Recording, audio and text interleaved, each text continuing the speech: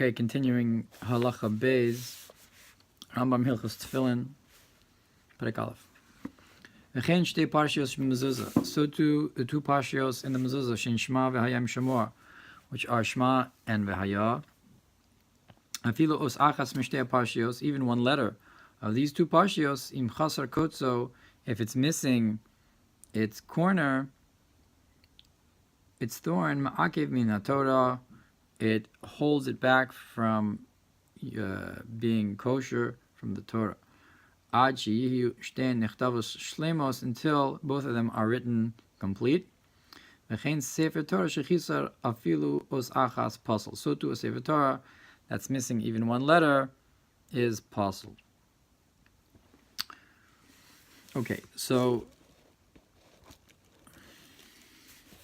v'chein sefer Torah shechisar afilu os achas. The Kesef Mishna says, Das Rabbeinu, that it's the opinion of our rabbi here, the Rambam, the Kivin de B'tfilin mezuzah os achas ma'akev, that since in Tefillin and mezuzah one letter holds it back, u'kamushin is bor b'samuch, like it's explained right here, hu hadin l'sefer Torah. It's the same thing for the Sefer Torah. So, Tefillin and mezuzah, it says it, and he holds, the Rambam holds, that it's the same thing for Sefer Torah also if it's missing one letter.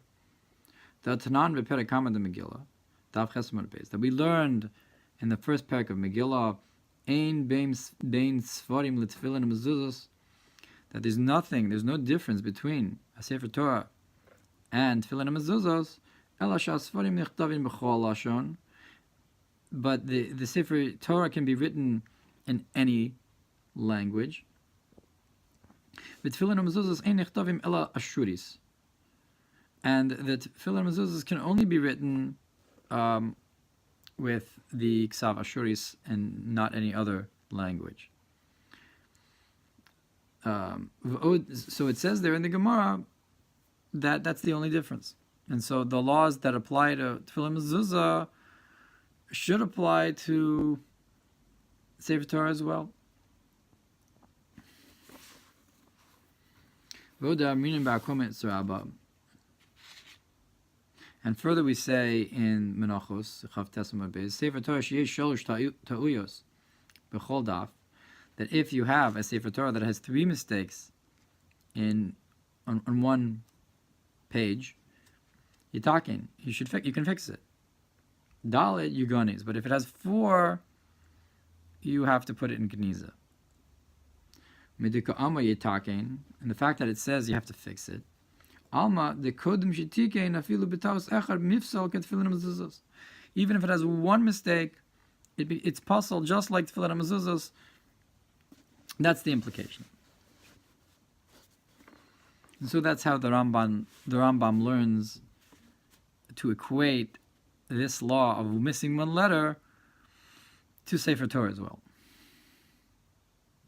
V'haran v'Rabbeinu nisim doch rayoselu. The Ran pushes away these proofs. Beperek sheni de Megillah, in the second parak of Megillah, mikol makom zed das Rabbeinu. But nonetheless, this is the opinion of the Rambam, even if the Ran doesn't hold by this, to say that we have the same laws of same level of scrutiny by Sefer Torah as we do in mezuzahs and tefillin. Like we'll learn in Perek Yud. And there's another proof to the Rambam's opinion. From this that we say the first parak of Baba Basra, Efshar Sefer Torah Chasaros Achas, is it possible that a Sefer Torah is missing 1 letter? It's written you should take this Sefer Torah. So this implies that if it was missing 1 letter, if it was not complete, Hashem would not have called it a Sefer Torah.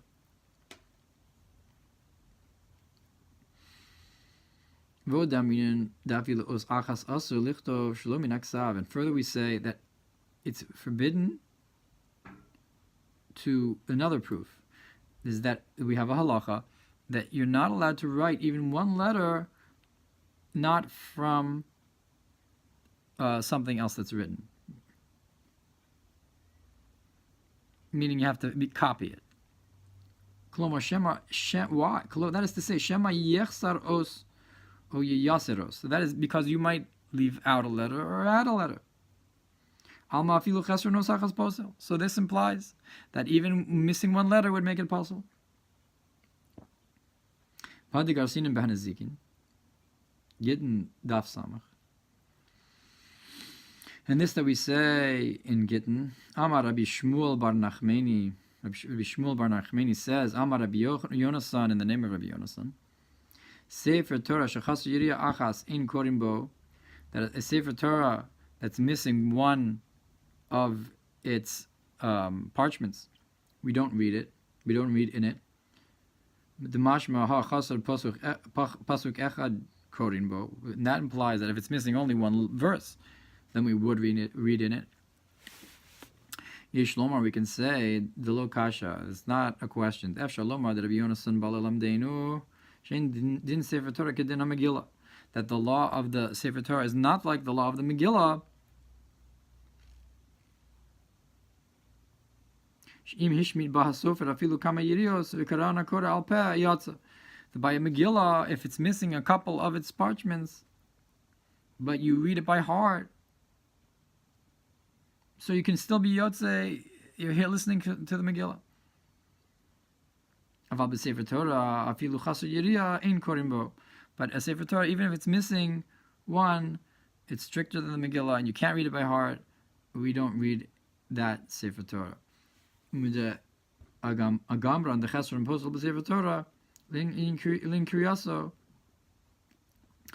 since that what we're learning is that what's lacking makes the Sefer Torah forbidden for reading. So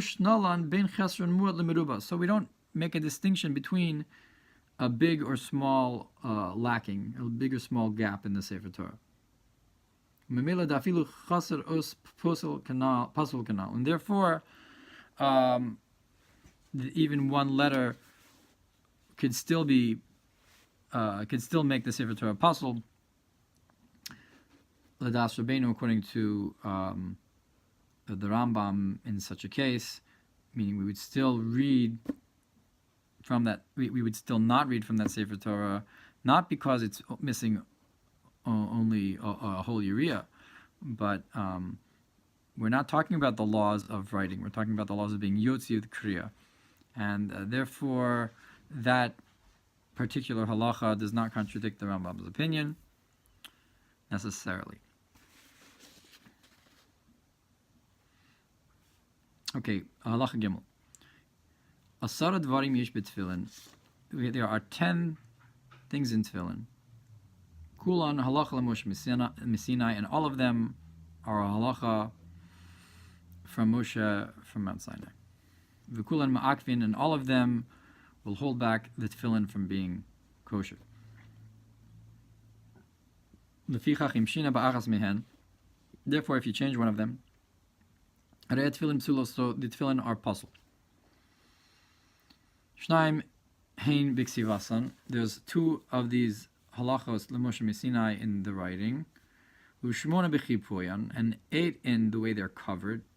V'kshiros ritzuosein, and the way we tie their leather straps. Ve'elu hein hashnaim sheb'ksivasan, and these are the 2 that are in the writing. Shekos v'noson b'dio. The first is that they have to be written in ink. V'shiyu nichtavin al haklaf, and they have to be written on parchment. The Kesef Mishna says, Halacha gimel asar dvarim v'chulu mizbaros v'holchos b'samoch. He's going to continue and explain what these are. Shekos v'noson b'dio v'chulu, that you write these with ink. B'raisa b'shabas b'rekabonen tafkuf gimel kasav shelo b'dio yiganezu. So where do we learn this from? There's a braysa in Shabbos that says if you write it without ink, you have to put it in gniza. And this that the Rambam says that it's halacha l'mosh misina. Where does he get that from? Yerushalmi Perakama the Megillah Kasfu Arif. Sof Hilchas Sefer Torah. The Rif writes this in the end of the laws of Sefer Torah that this is halacha l'mosh misinai. Halacha Dalet. Ketzad Maiseh Hadio. How do you make this ink? Mekabzin ha'ashin shel shmanim o shel zefes v'shel shaiva kiyotze behen. We gather the smoke of fats or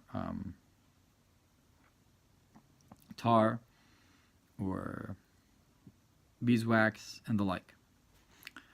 V'govlinosan b'saraf ha'ilan, and we mix it together.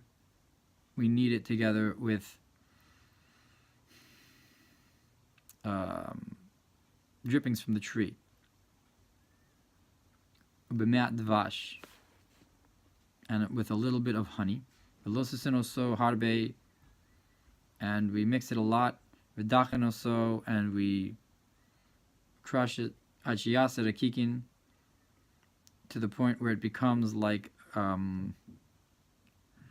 wafers. Miyavshinoso, and we dry it. Umatzninoso, and you put it away.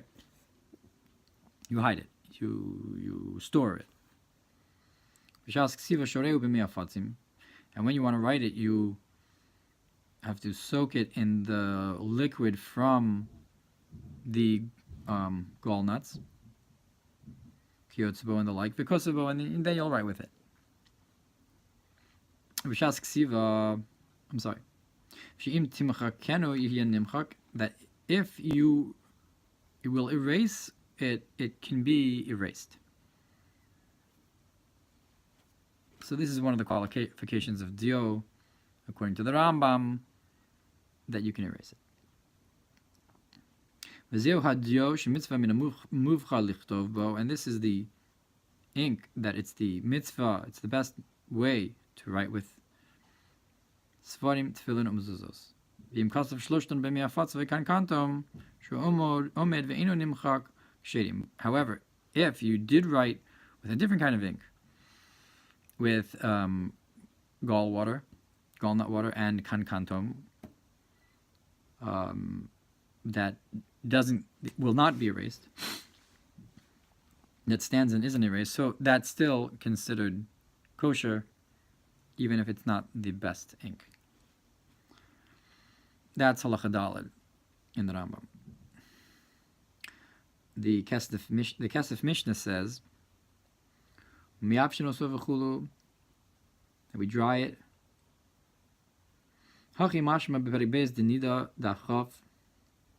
This is what's implied in Gemara Nida, that their ink was dry ink. And Hassam, that it says over there, Rabbi Ami Pali or Sully,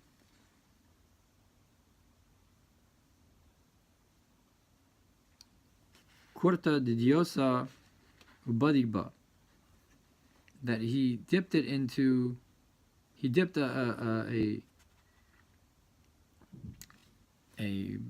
dried piece of ink and he checked it.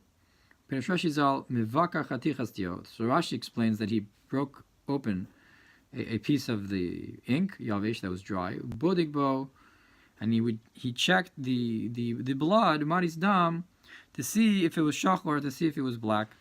Hasn't been mentioned yet, but that is a qualification that's brought for ink, that needs to be black. So therefore, if the ink is black, you want to check to see if the blood is black. You can compare it to the dried wafer of ink. Now, continuing in the Kesef Mishna, and this is the ink that it's a mitzvah. If you write all three of them, meaning Tefillin, Mezuzah, Sefer Torah, Ken Kesef Harosh, the Afal Gav de Beperek Sheni de Gittin Daf Yutes Mashma de Mea Fatza Lav Hainu Dio, and that is that. This is what the Rosh writes as well. That if you write it with gallnuts and kankantum, it's still kosher. Even though in the second parak of Gittin, it implies the miafatza that if you're just writing with gallnut water, lav hainu dio, this is not ink. Kishim arvin bo komos. If you mix it with komos, shikorin gumo, which is if you mix it with the gum Arabic, laz nikra dio. In laws, it's that the people call that dio.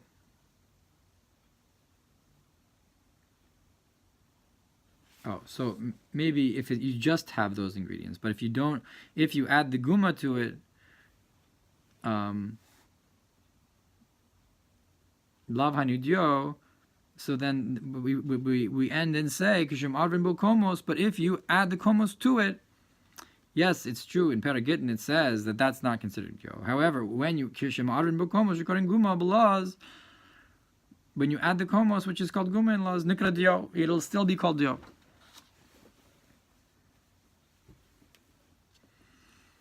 Halacha hey imkein ma miyata halacha shenemar lemoshe misinai sheyu ksuvim b'dio. If so, what is it that the halacha lemoshe misinai is telling you not to write with when it says it has to be written in dio? It's warning you, write it with this and not something else. If we said that it can be erased or not be erased, the ma'at shramini tzivoni, to hold you back from writing it with other colors. Kugon ha'adom, like red, v'hayarok, or green, or kiyotz ben, and the like. Meaning that it has to be black. She'im kasav b'sfarim, or b'tfilin, or b'benzuzos, fila us achas b'shramini tzivonin, that if you write tefillin, other sfarim, tefillin or mezuzos, even one letter with other colors, or bezav or gold, hare elu psulin, so they are a puzzle.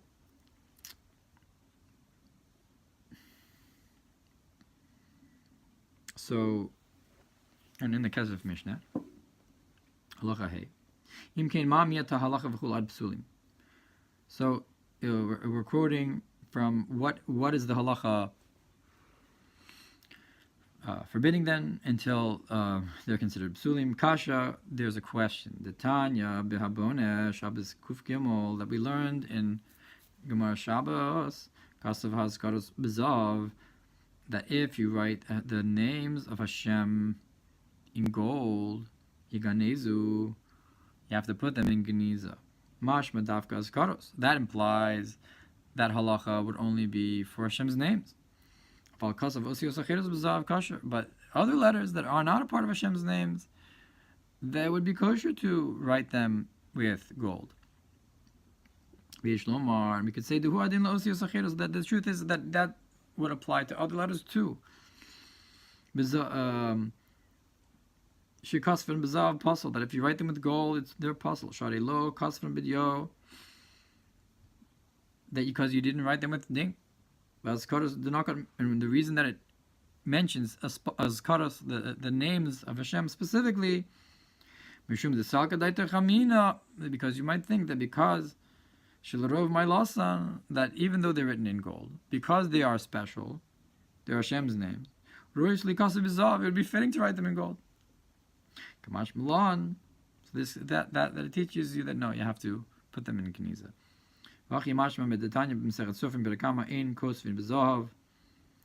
And this is also what's implied, that this halacha is across the board for all letters.